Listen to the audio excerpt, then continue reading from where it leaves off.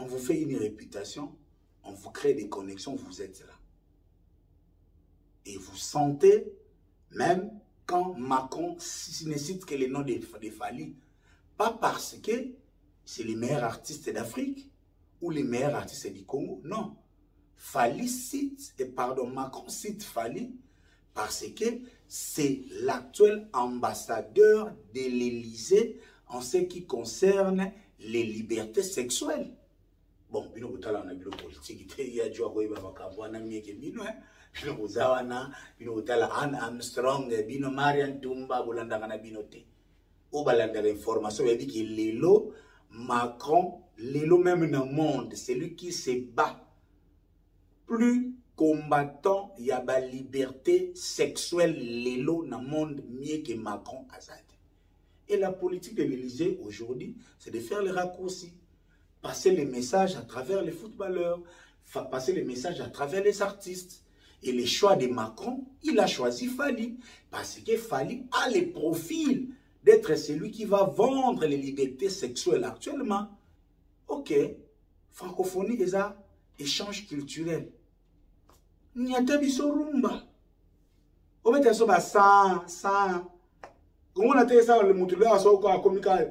Parti à Lingala Batubaga, après ça on peut minga na soba connaître basara kiwana. Et un Fally machiniste na francophonie. Heureusement, c'est l'ambassadeur des libertés sexuelles. Mais si cette francophonie devait tenir compte des valeurs artistiques, ça ne serait pas Fally. Bon, c'est sa conception musicale, la conception musicale de Fally. Mais sans mangwan, devant Mindele Laksaka, il faut mettre la musique à machine. Il faut mettre tout live au vendre valeur qui tue. Mori Kanté a intégré la musique américaine dans le son africain. Angélique Joe Youssou, Babana Boywana, Babeti Afrobeat, Tente na Nigérian, na anglais koute tengama yaba Nigérian. Ba Davido, ba continent. Peut-être jusque-là, ils ont que les mains pour votre information Fally. Les Français, les Japonais, papa, c'est beau, on voit quelqu'un, fait rigoler la medley, les choix des clips, ils pouvaient zapper les vocales, il y a artistes au Basu, ils barisé. Au sali, vidéo professionnelle. Sur la langue rwandaise. So la ngisika rwandaise na zaki na kofi mais yaya soki na zaki beauté image be na simbi libele yaya te kofi za star do mikolo yo na mikolo na so na succès ko taba congolais te kaka ndenge na bete logo na kofi donc na ndenge na Zimbabwe malien si Burundi Rwanda succès ngamo yo kama pe ko lukuta am Koffi Olomide manager. I'm the one who is managing his music, representing Koffi Olomide in the UK. Yeah. Hey, don't do as I wanna. Bozela mgonsulem sunga no me Koffi na ba festival. Po mi golo ba mo nene ba una na manenti donc ya. Bino sana na nga. Bino bozo négliger nga ye na comité international. Ah Koffi Olomide merci. Wangi uzubidi bana banga na ubidi fudi bakalaban tete bakalaban tete. Un bon joueur qu'a fait Denda ngane zalaka ka tonton promo en direct de Birmingham. Là où on était venu accompagner les grands Mopao et Mamassi pour son apparence à public par rapport à King of Club avec la bénédiction des 7 days, 7 nights. Là, je vois Valencia qui quand débat ma solution qui n'est mais oui quand n'engagé qui n'a na coquille kotika binoté sans contenu parce que tonton promo et vous c'est un contrat social, c'est un contrat de divertissement. On vient vous apporter la gaieté à travers nos analyses. Pourquoi pas aussi notre manière de voir les choses de ça l'arbiso c'est benekito connaît kaizala. Ah liste ya Puff Daddy. Liste à Puff Daddy et Bini. Est-ce que le Congo est concerné? Il y a Joël Boulouba. Hein, liste à Puff Daddy et Bini. Est-ce que le Congo est concerné? Si le Congo est concerné par cette liste, à travers qui? Par quoi le Congo est concerné dans la liste de la PAF? Donc, tout le monde par rapport aux ça, moi, une trentaine de minutes, tu as motion dans un système de G. Jésus de Nuance, les padres, Medley dynastie. Fait rigoler les techniciens, fait rigoler les marketeurs. Bamsous na buzz, fait rigoler marketing, il y a Mukanda dans un système de G. Ils ont déjà dans le 26 avril 2025, Paris la Défense Arena. Merci. Tout le monde nakutani na master mona Birmingham. Ngaudi na zalaka na kimukongo na inasala humilité. Toto po toto po mo sala no vraiment kenda musika. Mabiate ezaka ka nzambe te. Singa tonton promo outo sombisanga 3 tickets. Bon, on a qui a fait, on a les derniers 2 ans fait, on a Panzani, ba Stade Marty, ba Adidas Arena.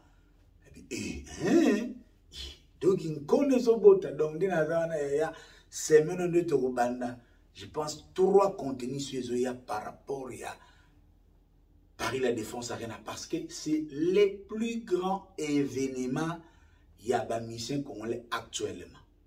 Dieu aidant, notre ambassadeur culturel, Maître Gims, complet, na Yiu Arena. Maître Gims, complet, na Yiu Arena. Tout ce qui na Nyongo, entre autres, il y a Félix Wazekwa. Hey! Vieux! Vieux Wazekwa, Wumbuka. Yaya, félicitations Félix Wazekwa, Fitz Mbalio Sombo. Pourquoi ils ont Pourquoi ça? Single kitoko, les messages kitoko, et kepe na nenga bonioma, Boutawaze kwa tikina no Congo central, a beti tout le côté équateur, et sali kitoko.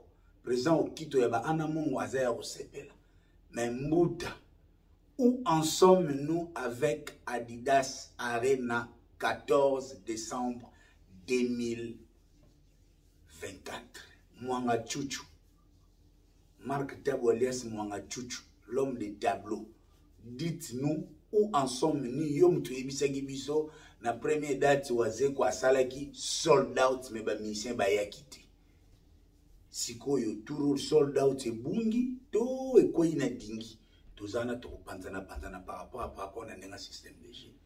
Na les fils de ma sœur nenge autiko denda na kisakata na mako. Fali lulendo Falaza lulendo moko. Tutungoi te okosaka. Tutungoi oza fierté. Tutungo oza mwasi kitoko oza pembe. Lumière pena ya London. Motema ya commandant Cousteau Moutambon, quelqu'un de friqué. L'un des rares Congolais. Il est friqué. Mais Tutungoi na commandant Cousteau bazala fier. Bon moté. Maman. So na lobina bandakolo bomona Maître Blaise Bekwa, champion olympique VIP international. Yom te zanga tonton promo lembi sa omoni.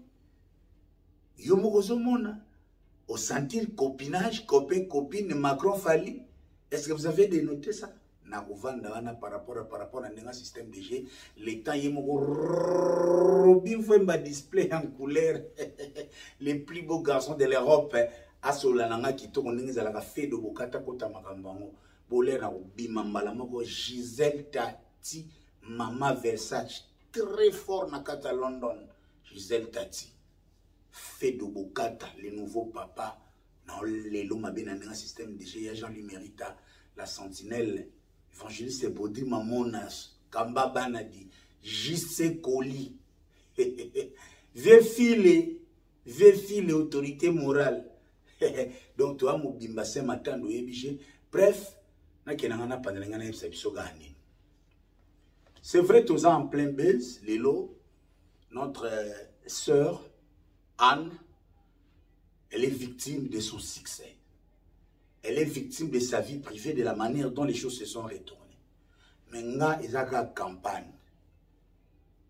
Anne Armstrong n'abandonne pas à cause des jalouses. Les jalouses seront toujours là pour vous décourager, pour prétendre que vous êtes la plus nulle, pendant qu'elles n'ont rien à proposer de mieux pour l'honneur de la culture congolaise. Anne Armstrong continue comme ça la challenge. Yemba lelo na Congo, moi si mon côté azote karumba congolaise koleka Anne Armstrong. Anne Armstrong, ce n'est pas les Matalana. Anne Armstrong, ce n'est pas la jalousie. Anne Armstrong, il faut la yé, mais elle s'est taillée son petit chemin. Elle est là où elle est. Kofi Olomide a constaté que cette dame a du talent et c'est un don de la rumba congolaise. Recourir à un service, demain ça peut être un grand musicien, tout autre. Il fallait aboumisser une carrière, mais veille à madoise suscité. Donc, tout ça, Anne. Protégeons Anne Armstrong. Chacun sa vie privée. On peut avoir les dérapages. Personne ne va encourager les antivaleurs, mais il faut savoir garder ce qui est du potentiel. Ce qui est du potentiel. Si on a un quartier, mais il a qui cité que donc Lelo Anne Armstrong, ce n'est pas la pute du Congo, parce que plus pute Bazali, plus pute que Anne Armstrong, on peut plus pute que Anne Armstrong, parce que hier on croyait qu'on avait de certains bateaux guide mais quand vous voyez les gens qui prétendent être dans la lumière, dans l'espace et influence, il y a Congo, mais les loups, on va courir derrière Anne. Live, on me dit pourquoi. Merci Anne, les loups, comme on laisse l'autorité Internet. Et ça, la peine à moi, mais garde la ligne, sois forte, continue, lève-toi et marche et ne pêche plus. Continue à faire tes challenges. Laissez les chiens aboyer. Vous êtes la caravane, vous allez passer. Wana na ebi ke Théophile Munganga na Ferdinand pour tout message comme le bon déjà Kitoko président Kito na Paris, Serge Louki na Kinshasa, Tcherin qui est l'homme de Balmain, fiston comme mon enfant, mon ami d'enfance, Toza Mobimba Sidine Poitiers dit, le fils à papa, belle bride systématique automatique, ne lutte en la sociale intelligence, n'échappine. Nakenanga milaide. Fali na francophonie. Ouais. Fali na francophonie. Edi Badiata na bad buzz. Jaël, Nana Boudouga, les listes continuent à sortir. C'est ça le tableau aujourd'hui de l'artiste Fali Poupa. En ma qualité de chroniqueur, c'est vrai, la prestance de Fali ou de tout autre Congolais, na biloko lokola francophonie, c'est une fierté. Merci Fali, merci les fils de ma soeur, parce que à travers vous, à travers votre personnalité, à travers votre musique, un Congolais était devant les chefs d'État, un Congolais était devant un public, peut-être aussi mixte, na compte si la francophonie où ils avaient échangé à valeur culturelle avec un lien commun qui est la langue française. Fali était là, il nous a tous représentés. C'est une fierté, car bravo l'artiste. Peu importe les moyens, peu importe les moyens d'y arriver, mais parfois, mongo balobara, soko lingi mobali ya solo, s'il faut aïba ngulu. Pour allier sa moisi nae, il faut ça yango nandenga code. Mais tonton pour on a toujours un regard dans ya combattant et culture. Parce que je vois mes petits-enfants, tous les oiseaux, les hirondelles, les ndekelemvundi, sont en train de crier, yé tonton promo, yé ouna, yé talafali. Non, chers amis, je vous ai déjà dit, tout musicien qui va aller dans le sens de faire notre fierté à la valeur, Nabiso. Chacun de nous tous, nous avons des valeurs que nous défendons sur le plan culturel. Moi, je défends la rumba congolaise et la couture, la tradition, les us et coutumes congolaises dans notre musique. Je peux dire, je suis un conservateur modéré. Rumba Oyo, ils ont inscrit dans le patrimoine universel ya UNESCO eza à mort été. Rumba o qui inscrit na patrimoine universel ni eza sans fante. Na qui d'abord na Fally Ipupa devant les chefs d'État. Vaut mieux tard que jamais, Fally a fait passer le message de la paix. Contrairement à Macron qui a esquivé la situation sécuritaire et à Congo. Mais qui n'a pas remarqué? Les Macron qui invitent Fally. Là, ce n'est pas le Fally l'artiste musicien. C'est Fally l'influenceur. C'est Fally l'influenceur. Parce que ils ont la musique oyo et Mimi Fally place wanate. Ou alors les gens c'est Moutou, mais jusque là Fally aza esiko aza lelo par les Star System, Industry Plant. On vous fait une réputation, on vous crée des connexions, vous êtes là. Et vous sentez, même quand Macron ne cite que les noms de Fally, pas parce que c'est les meilleurs artistes d'Afrique ou les meilleurs artistes du Congo, non. Fally cite, et pardon, Macron cite Fally parce que c'est l'actuel ambassadeur de l'Élysée en ce qui concerne les libertés sexuelles. Bon, bino kutala na bilo politique il y a jwa ko iba bakabwana mieke bino bino kuzawana bino kutala Anne Armstrong bino Marian Tumba bolanda kana bino te o balanda l'information ya biki lelo Macron lelo même dans le monde c'est lui qui se bat plus combattant y a ba liberté sexuelle lelo dans le monde mieux que Macron azad. Et la politique de l'Élysée aujourd'hui c'est de faire les raccourcis, passer les messages à travers les footballeurs, passer les messages à travers les artistes. Et le choix de Macron, il a choisi Fally. Parce que Fally a le profil d'être celui qui va vendre les libertés sexuelles actuellement. Les libertés sexuelles, les armes, Moubali Abima, na Moubali, Moisi Abima, na Moisi. Jeune Abala Mama, d'ailleurs lui-même est un exemple patent, Macron. Parce que déjà, tu sais que par rapport aux valeurs africaines, nous avons une contradiction, c'est un contraste entre Macron, vous voyez même Macron, le chef d'État qui a fait la France-Afrique, et ça, il y a au Katana. Et on va se rabattre peut-être dans la francophonie. Les Fally à l'Élysée, ce n'est pas l'artiste musicien. Fally à l'Élysée, c'est l'ambassadeur des libertés sexuelles. Parce que Fally a les profils. Il est efféminé, il se comporte comme une femme, il a tout d'être confondu à quelqu'un qui peut aller plus loin dans les libertés sexuelles. C'est pour ça que Macron a trouvé en lui un bon ambassadeur. Il a même fait les rapports des bons moments qu'ils ont passés à Bandal pour dire des Bandal et pour venir à vrai Paris. Il a insinué, comme il a appris là-bas que Bandal c'est Paris, oui, mon copain Fally, ça va, là-bas c'est Bandal, mais ici tu es maintenant dans les vrais Paris. Donc, de ce côté-là, je suis très à l'aise. Je sais, c'est le bonheur des warriors d'avoir l'air papouche.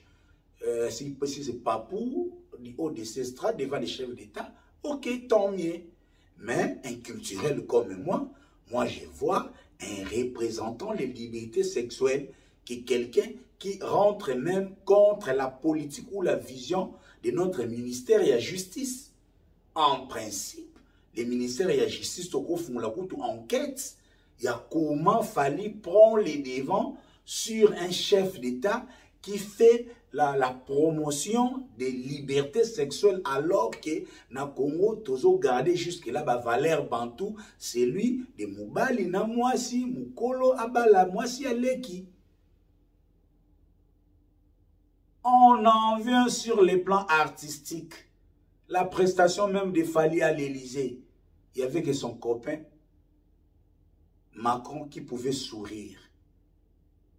Fally chanter musique à machine, qui ne peut pas musique, bien sûr, mouké, logo la acoustique, guitare moko, batterie électronique, na clavieriste. Yaya, composition d'instrument, n'est pas chanteur à voix. parce que les instruments, l'orchestration, ceux qui ont casse et couvra comme moto, il y a un chanteur moyen. Il fallait voir la nuit des chefs d'État. Il faut voir la nuit, surtout Alassane Ouattara. Ce qu'il fallait, c'est le Alassane Ouattara. Ah, il y avait que Macron et Brigitte qui pouvaient sourire pendant qu'il fallait prester. Donc, il fallait prochainement. C'est pour ça qu'il devait avoir chef d'État. Parce que les présidents, en principe, on a deux musiques. La musique populaire et la musique du palais. La musique du palais, c'est comme vous voyez par exemple l'anniversaire, il y a Lédia. Regarde-moi. Donc, à ce moment-là, nous n'avons voix naïe. Et directement, regarde-moi. On s'en dit, parce qu'ils sont émerveillés par la voix. Donc, il fallait faire le contraire. Il fallait au même coup, attends, live wana. Na prestation ya francophonie, il y a RFI, ozwa ba machine, au même yango na Élysée, il y a zui ba machine, a même na prestation ya francophonie. Et c'est un fallait où il y a na francophonie. Ok, francophonie est un échange culturel. Nyata biso rumba. Au fait, ça va sans. Comment on a fait ça, le moutouler a sorti à communiquer partie à l'ingala batubaga. Après ça, on peut m'inviter dans ce baconnet basara qui va. Et un fallait machiniste na francophonie. Heureusement, c'est l'ambassadeur des libertés sexuelles. Mais si cette francophonie devait tenir compte des valeurs artistiques, ça ne serait pas fallu. Bon, c'est sa conception musicale, la conception musicale de Fali. Mais sans mangwan, devant Mindele Laksaka, il faut mettre la musique à machine. Il faut mettre tout live, au vendre valeurs qui tuent. Mori Kanté a intégré la musique américaine dans le son africain. Angélique Joe Youssou Babana boywana babeti afrobeat tente na nini nigérian na anglais koute tengama ya ba nigérian ba Davido ba continent. Bon, peut-être jusque là ils ont que les mains pour votre information fallait ba français ba mona onde to ba mona ba japonais papa wemba memaki. C'est beau, on voit quelqu'un au azobite no rumba mais au-delà de tout ça, bravo l'artiste. Ici, Kazana a continué. Mais pendant que Fali est dans les lobbies occidentaux pour se vendre comme influenceur africain, mais pas comme musicien, et à côté, il y a un buzz qui tue les concerts de Fali. Ticket sont bougés, et l'autre côté, c'est Jaël contre Mana, Jaël contre Papa Edi.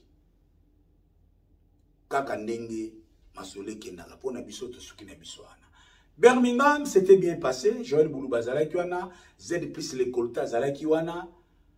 Maman Milin Zemba, il y a tous pépélé à Mbetolo. Tous pépélé, tous Zalakiwana, Chandalei, Maman Rifana London. Alain Mouteke, mon ami d'enfance, par rapport à Zalakiwana, Tovanda qui toko je kendaki sebene ya osaranate. Merci na ba play tout. Ya Birmingham na mone na les mystiques accueille vraiment kitoko. Prochainement to ba no kende nenga GDG. Kofi Olomide, chers amis, te Kofi Azastar. Yaya, vidéo na salika na Kofi. Yaya, Ougandais, Burundais, yaya, Rwandais akwelinga makale kale. Ingana biyango kagama tindelinga yete. Sona langsika ka Rwandais. Sona langsika ka Rwandais na zaki na Kofi. Yaya. Soki na zaki bote image be na simbi libele. Yaya, te Kofi Azastar. Do mikolo yo na mikolo na sona succès ko taba Congolais te. Kaka ndenge na bete logo wana Kofi donc na ndenge na Zimbabwe, Malien, Burundais, Rwandais, succès. Namoyoka mapiko nukuta. I'm Kofi Olomide manager. I'm the one who is managing his music, representing Kofi Olomide in the UK. Yeah. Hey, don't do as I wanna. Boze la mukonsule msunga no mema Kofi na ba festival. Po mikolo ba mo nene ba una na manenti donc ya. Bido sana na ngai. Bino bozo négliger na comité international. Ah, Kofi Olomide, merci. Et tonton promo. Bon, c'est la gaga, je fous, on va aller dans le bête la bino Harare, Windhoek, non, côté la bino Lusaka. Eh, côté na janga sina koti. Donc, bref, 7 days, 7 nights, cette structure qui nous a amené na King of Club pour la prestance artiste appearance, c'est-à-dire showcase. Vous êtes là, la boîte de nuit, vous osez la Kofi arrive avec Mamassi, il monte, il échange avec vous, il preste quelques chansons en playback et ça les lengi. Et ça profite par rapport à networking. Parce que le rôle à Miralit Event, Azala qui yana et ça qui bien. Et ça qui penda bien qui te donc Kofi et ça bien. Et bien, moi, vous avez qui témoin. À moins, dans le bon na live, au moni la considération dont bénéficient les travail de tonton pour moi. Pas tonton pour moi, il doit faire cause.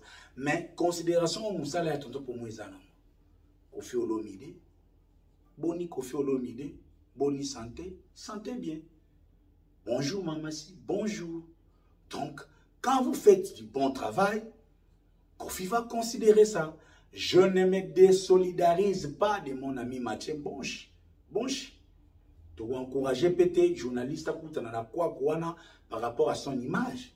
Mais, en ma qualité de hygiène de la presse, parfois, il faut nous aussi apprendre à connaître nos invités. Comme disait tantôt Nati Lokole, chaque invité est capricieux.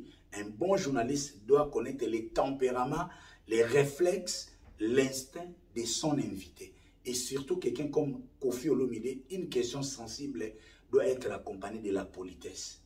Ce n'est pas que tonton pour moi est spécial, mais seulement ces jours-là, tonton pour moi, Louvanium, Inikin, Kofi Olomide, Bordeaux, featuring. Et en principe, Natuna qui Kofi Boni sans tête. C'est la formulation de la question. Et ne sali Kofi Lengi.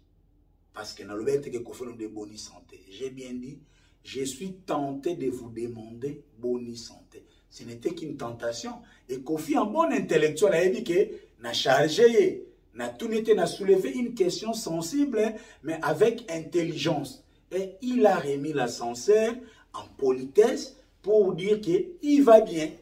Ce qui n'a pas qui bon nyama Kofi Olomide, yona ki sasa, oloba ki boni santé, est-ce que ba docteur? Et deuxième leçon que vous devez retenir de votre frère IGF, les interviews à chaud. Évitez d'avoir de longues formulations et questions. Mon akeli katenda vous en a Kofi na sincère. Kofi lelo fali tourner on a déjà aux autres désapprêtés. Je ne sais pas si le terme existe. Esprit, il y a invité. Une bonne question, c'est comme si parfois les caresses, il faut préparer la femme. Déjà, au monde, il y a la mamassine dans le coin. Soit dans intro. Elle est là. La queen n'est plus, la reine n'est plus, le roi est parti, mais Cindy Leker, notre reine de la rumba. Yaya, wana babenga un mouvement du corps. Encore Cindy soit attendue. Intellectuel, Kofi intellectuel, couple intellectuel. Bref, merci Kofi Olomide pour cette confiance, ça s'est bien passé. Vous aurez les images. Oh, Nazo Salango, je suis quelque part là où nous étions logés. Merci encore une fois na 7 days et na Opena ba considérer Moussa Nabiso Tutungoi. Merci Maître Blaise Bekwa, merci Roby Vwemba display en couleur. Et en passant, Herbomona na télé magana ba kombo na Gisèle Tati Mama Versace Saint-Martin nous a pambate. Pour tonton pour moi le déplacement, na comment on déplacer une équipe. Équipe. Et comment va contrat donc les sous minimum il faut na 3 tickets d'entrée. Il faut na minimum 2 rooms. Let's boy na yena équipe na makambo ya boli am keba boli yote ndo kelgali keba. Donc na yeboye balouele nga 2 chambres d'hôtel. Donc na une équipe. Ngamungo na zawa équipe na kuna tout. Donc très professionnel.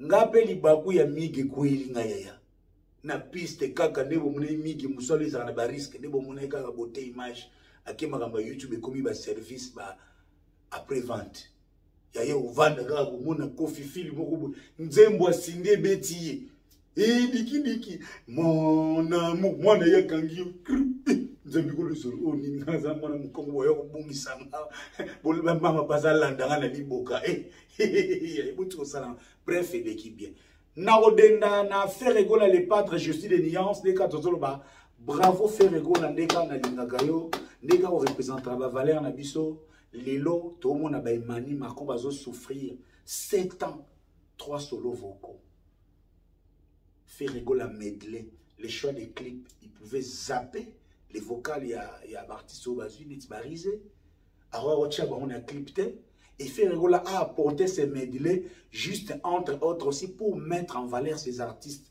et je pense bien sûr aussi à préparer l'album il y a artiste mais ce qui est très professionnel dans medley on nous a dit demain pour rebooster la promo d'un album il faut réédition mais Ferregola en lien et place il la réédition Ferregola les pros a fait les choix il y a la visualiseur les tolobara visualiseur c'est-à-dire visualiseur les lots et comme il y a technique professionnelle il y a raccourci en lien place il y a un clip qui peut être coûteux vous êtes dans le studio moko et ça sur place vous sali vidéo moko professionnel pour rebooster nzembo ou bien et booster nzembo donc wana vraiment esali kitoko donc na moni faire abeti on a bien télépadre comme musique et vous allez même voir c'est ce que nous allons faire avec Sam Chintu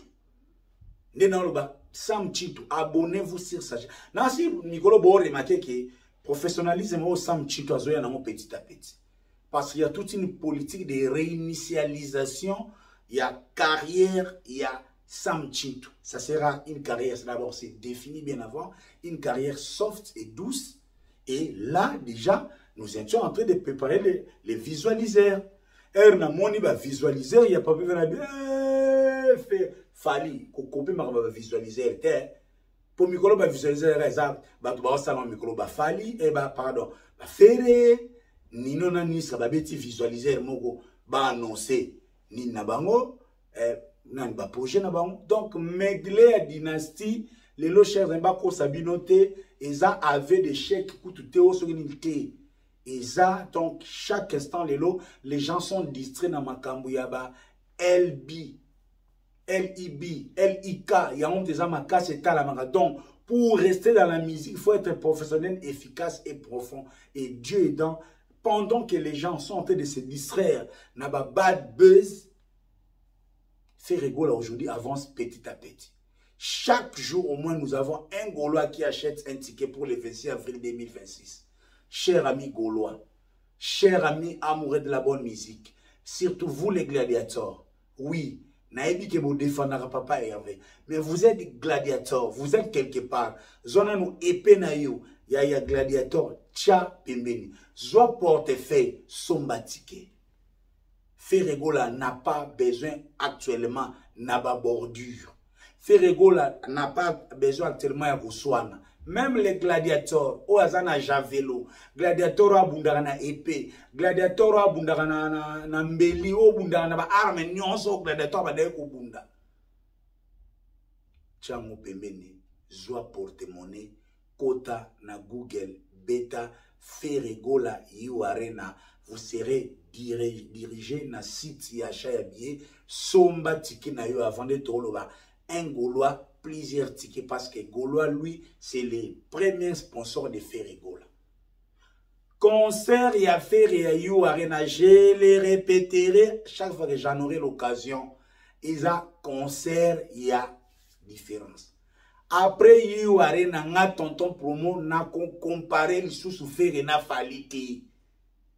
Parce que ces jours-là, tu reçois un chanteur à voix, musique live, rumba, dans la plus grande salle, il y a Europe. N'a pas comparé sous faire une falité pour ceux qui disent non. Parce que seulement, musique au fait la zanango, et banda ko leka musique y a fallu banda les loti lobby. Mais tellement les fils de ma sœur, à soi qui avantage, il y a qu'à organiser les réseaux sociaux, mieux que les autres, les gens ont l'impression qu'il fait la bonne musique. Oui, musique a fallu pesa ma bête. Mais aux yeux musique a fait, aux yeux musique a fallu à sa bébé. Fallu à sa bébé. Au monde il y a une francophonie, bref, baza artiste amboka na biso yango nga na monaka artistiquement nako comparer Fally na vérité, Fally aza bébé. Mais comme il a acheté une chaîne YouTube et puis ça y a avantage.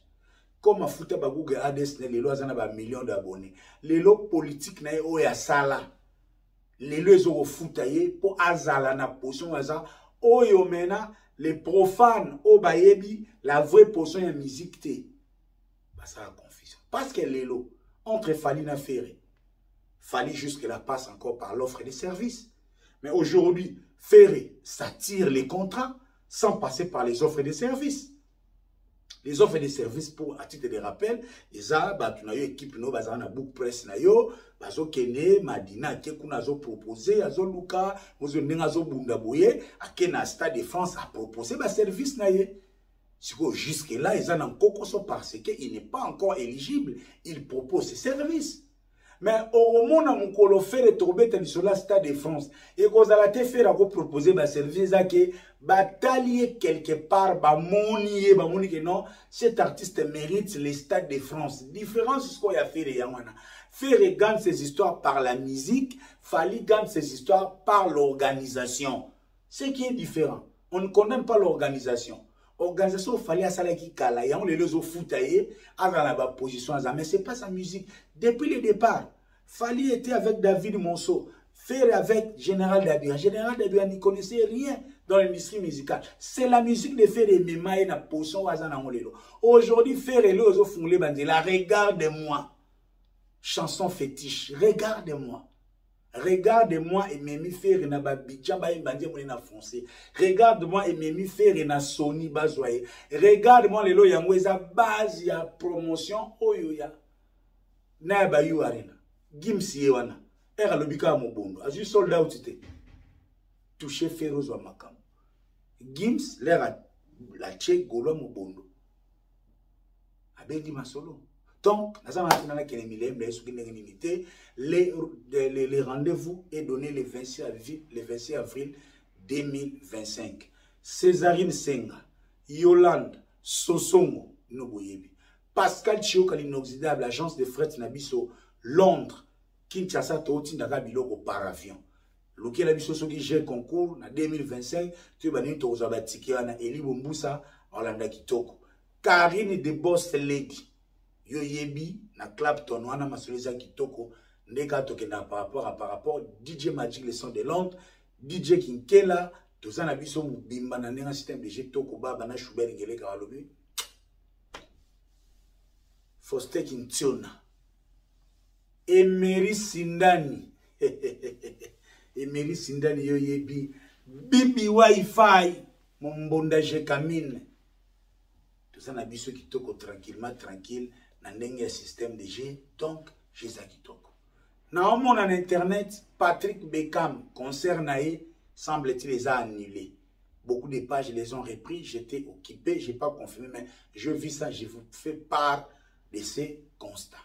Dans mon appel internet, il semblerait que Marc House a perdu maman naé, l'information internet na réserve, mais le cas si na leki, Marc House no boyebi, si tel est le cas, déjà les condoléances de la part de Tonton Pomo et de Bongaloudia Télévision et nous serons toujours là pour nous coller là ensemble na Marc House. Donc, tout ça, on a besoin tranquillement dans un système de G. J'adore fou moi Zéland n'enga lingela ngozo kende bon. Thierry Kabamba na Texas, Christian Mbele aux États-Unis, n'enga jetendara. J'adore fou moi Zéland oyebi. Maître gauche na Belgique, jeune Mbouaki, président au Quito na Paris. Ndenge Jésus okende to la de la faire tout kitoko na mona ki un père fallait ba bête soki quelque part c'était la 6 dimanche mais la landa qui on a de prêter mais paiement pour ça le 18 octobre Inons bina ba tigre tout rendez-vous na Gombe wana to ça mobimba benda tike na yo omona rebo na Inos Big, merci infiniment na les big managers Prince Balume, les KGDG qui n'a ça la kitoko. Gauthier Mascotte, le super mec. Yaya, Boubongama, musique, il faut étendre. Nga moi ici na bani ko sengela kabo c'est pardon. Faire gola, pardon ya faire. Go faire soit kangi au catch. Faire na bi ki deux personnes au kanga catch. Kabo c'est na Robinho. Bon, soko tika na Robinho na catch. Robinho zanan mais ya les pas de libérer kabo c'est go. C'est ton frère Neko. Nana na million musique kabo ça olela. Faire please libérer Kabose, Kalate, Kabose, azoya na concept ya sika, combo ya sika, masolo ya sika, ezane kovanda par rapport musique à Congo Frekende, na ndenge ya système de jeu. Soleil Wanga vient de nous offrir un nouveau générique oeza lelo na YouTube na ezo sala kitoko tranquille. Félix Oise Kwape, de na Isagibino, les concepts étaient bien ya Félix Oise Kwa, c'est un courageux. Découragé. Redi à Missibaïlo Kanto, 2 novembre 2024 au Paris, Bataclan, avec l'ensemble du clan Viva la Musica et la famille Molokai, Tozawana Kitoko, Corneli Malongi, Baplay, Tunde Kaizalakananenga, ya Viva la Musica, Tcherinke et l'homme de Balmen. Au Bongisi pièce, il y a le 2 novembre, Kanenge Zalaka, archevêque Fata Kimbala, Touroyo. Olanda redite ozamwa libanga fata gimbala ndengala anga balanda muzika na te chevêque lembisa Martes Masinda yo yebi ne chapini plein de gaz ni kens bayara ni kens bayara emi luti ndoto moko na ti okolokate na luti ndoto moko to ke feti moko na ni kens bayara na lié na forme Yeni kesi ya na beti yo na ndoto na ngai. Nena liyo na fono. Magaboyo. Dems de Mukalinga, le coach, le Yakuza, Ndeka Ezalaka, Richard Botuli. Yo yebi, Jojo Mouya, chef d'état-major, Toza Mubimba par rapport, Maître Seti, na shop na biso na Acne, fait fêler la Mukonzi à San Salvador, tout. Yagi les Parisiens soba. Toza kitoko tranquille merci Nabino tout. Anenge tokenda akaka. Mamili Nzemba. Ya tous pepele ya mbetolo. Merci de bokoti makambo Simon Bongo. Toza na biso kitoko. Ba play tout. Patrick Kaba, Yannick Mayemba, Trésor Versace. Decho Chamala. Decho Chamala ya resto de luxe. Mania, tout ça n'a biso kitoko tranquille. Piqué Patrick Kaba. Willy Wasondele. Nakne, de tout ça kitoko Jilin Zumba. Peselanga Freddy Male Mbote. Gino Mavuzi. Yo, na Joël Boulou Babache Bokomi Kosala. Bana G7 bofungula misu. Il paraît, Gino Mavuzi, na Joël Boulou Babani bafungula G7 Moussus. Keba, bofungula misu. Quand encore que ça G7, 50 millions à ceux qui a joué les qui ont volé. Et vous savez, François T. Donc, Jésus qui toko, tout ça n'a pas bien, et ça n'a pas souni. C'est là ce qu'on a en montant. Maman n'a pas ça, n'a pas Nzambe.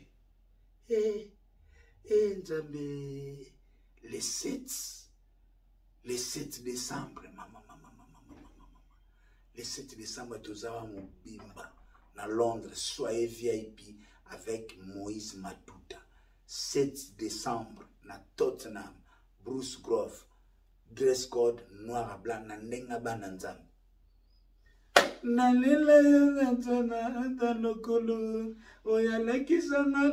Yaya, serre. Bokanga na bino pe miyo kufa no nzembo madilu ezo beta gu, moyo bineza tozo banga pasteur. Jour wana vous avez l'occasion. Yemo ya Matuta. Mutu kamu na kapena rumba na ya bunzambe mais toni atango kitoko donc Tozala wana ba Samantha Mwanda top modèle. J'espère que Salem et Tomba les yeux d'une bichette à Rosonga déjà après son séjour à Kinshasa le 7 décembre. Rendez-vous. Merci Papa José. Merci Maggie Love. Mon amour si Oyo Azo s'investir dans mon salaire en Zambé. Tokutana le 7 décembre wana na lendemain. Là, les mêmes Moïse Matuta à la Birmingham. Mais pour le reste de l'ensemble, Ndekonanga Israël Longo. Israël ngaite bazo bundisanga na Israël. Tande na zasko boye nazo filmer na téléphone kuna. Mwana zo image ya nani ya Israël Longo ezate.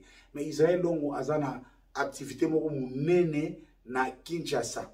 Ya ba guitariste ya gospel ba osangana ba obeta eloko na reprendre na kaka na kozwa ezala Israël Longo. Vous avez tout mon soutien ndekaka GDG Kendaga par rapport. Ya Belinda Nkosa ndeni bambika na biso ya ma Belinda so za na Londres na oliambika ma Belinda te yeba na komino en Angleterre te. Donc merci na bino tout ndeka GDG Kendaga Saint-Matando JC Koli ndeka GDG Kendaga Maître Blaise Bekwa Tutungoi Gisèle Tati. Merci pour votre soutien. Et tous les autres biso point de tokendara ba partenaire na ndenga GDG Théophile Munganga Lentelo na ndenga code Bibi Waifa. Donc ma solo eza kitoko tranquille. Jean-Michel Dordo Sarabatir, c'est de la part de votre frère Ridolphe Nkosa, tonton promo. Il y a Jean Le Mérita, la sentinelle, Serge Louki, Bongaloudia.